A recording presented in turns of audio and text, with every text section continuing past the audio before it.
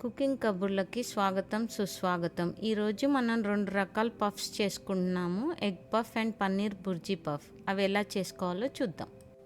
ఇప్పుడు మనం egg puffs recipe ఎలా చేయాలో చూద్దాం. 4 ఎగ్స్ ముందుగానే ఉడకబెట్టేసి పొడవుగా కట్ చేసుకున్నాను. గ్రీన్ చట్నీ దీన్ని తయారు చేసుకోవడానికి కొంచెం పుదీనా, కొత్తిమీర, 2 పచ్చిమిరపకాయలు, కొద్దిగా అల్లం, నిమ్మరసం, చింతపండు రసం, ఉప్పు, జీలకర్ర పౌడరు, ధనియాల పౌడర్ వేసి గ్రైండ్ చేసుకున్నాను.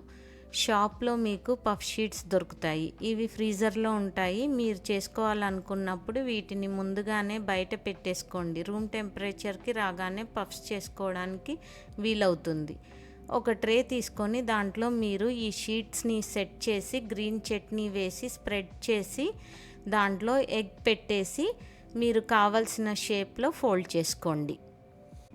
ఇలా అన్నీ రెడీ అయిపోగానే మీరు ఓవెన్లో 210 డిగ్రీ సెల్సియస్కి 8 to 10 minutes దీన్ని బేక్ చేసుకోండి. గోల్డెన్ బ్రౌన్ కలర్ రాగానే మన పఫ్స్ రెడీ అయిపోయినట్టే.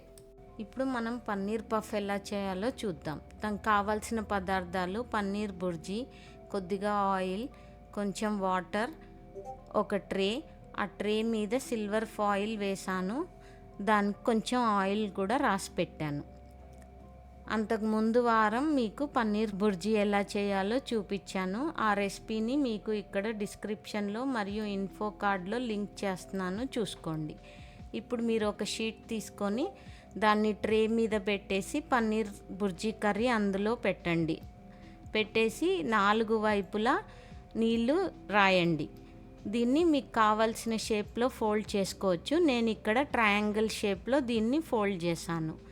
వాటర్ రాయడం వల్ల మీకు ఈజీగా ఇది అంటుకుంటుంది. మిగిలినవన్నీ కూడా మీకు నచ్చిన షేప్లో చేసుకోండి.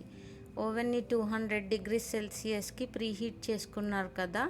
ఈ రెడీ అయిపోయిన ట్రేని మీరు 8 నుంచి 10 నిమిషాల వరకు బేక్ చేసుకోండి. ఇవి గోల్డెన్ బ్రౌన్ అయ్యే లోపల మీరు లైక్, షేర్, సబ్స్క్రైబ్ చేసుకుంటే మాకు కూడా ఇంకొన్ని రెసిపీస్ చేయడానికి మోటివేషన్ ఇస్తుంది. మరియు మా వీడియోలు త్వరగా మీ హోమ్ పేజ్లో కనిపిస్తాయి. మన పఫ్స్ రెడీ.